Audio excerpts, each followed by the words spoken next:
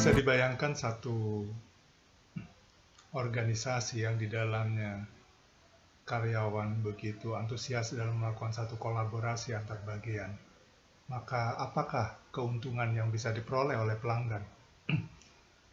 Tentu dampaknya positif bagi pelanggan. Ya. Pertama, kemampuan merespon pelanggan akan lebih cepat. Apapun. Baik permintaan informasi, adanya keluhan, adanya usulan, ataupun pertanyaan-pertanyaan menyangkut produk dan servis yang dihasilkan oleh perusahaan.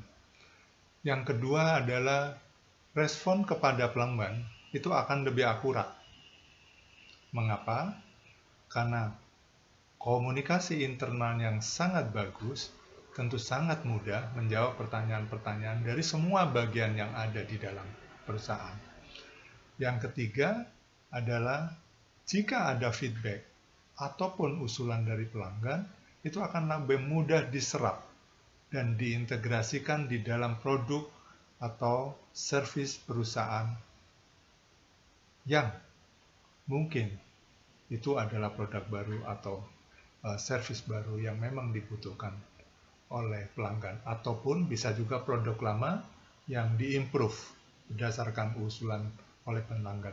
Tiga hal itu akan sangat mudah dilakukan oleh satu organisasi yang kolaborasinya berjalan dengan sangat baik secara internal. Pelanggan adalah eksternal, sehingga apa yang terjadi internal di dalam perusahaan memberikan dampak yang positif bagi pelanggan yang berada di luar perusahaan.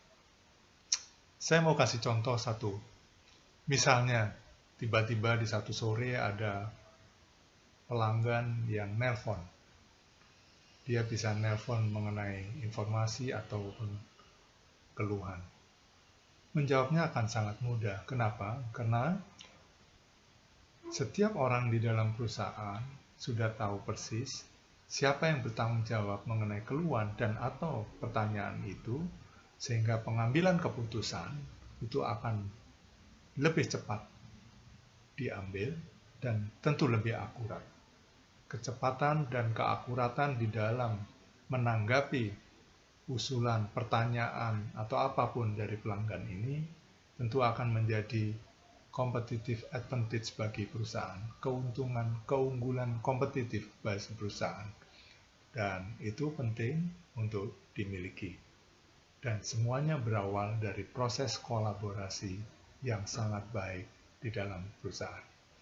Bisa dimengerti ya, bahwa pelanggan akan diuntungkan dengan proses-proses kolaborasi internal yang sangat bagus itu.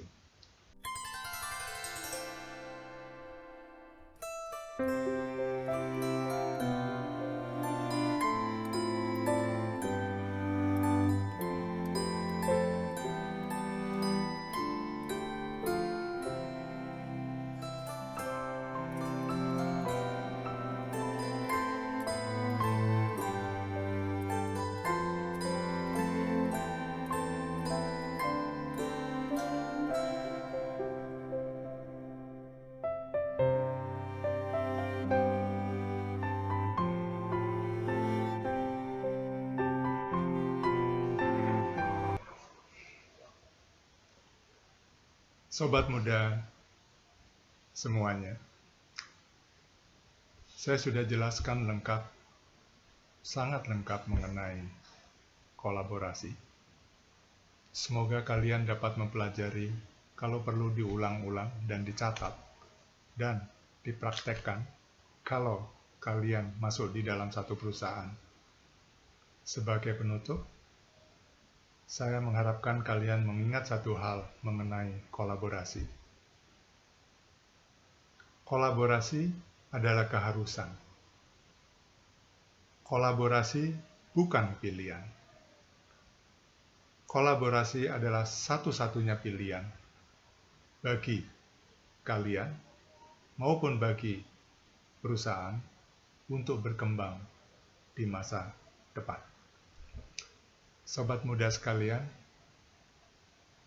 cukup bahasan mengenai kolaborasi kali ini, dan sampai ketemu di sesi berikutnya dengan bahasan topik soft skill penting lainnya.